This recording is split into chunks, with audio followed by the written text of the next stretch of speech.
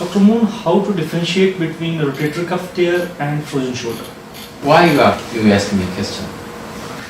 Because the goal of treatment of rotator cuff tear would be loss of function, and goal of treatment of frozen shoulder would be to regain motion.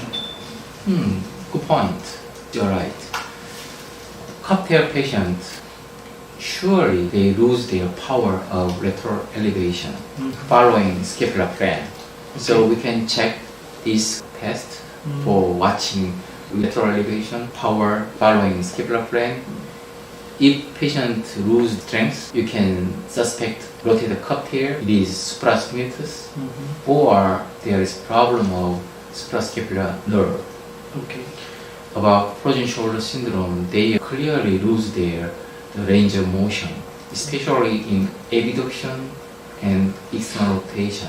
So stage 2 or 3 patients, they can elevate their arm oddly.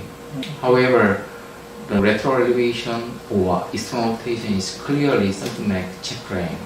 Major point would be we try to apply external rotation. Patient's symptom is more aggravate following which their rotator interval.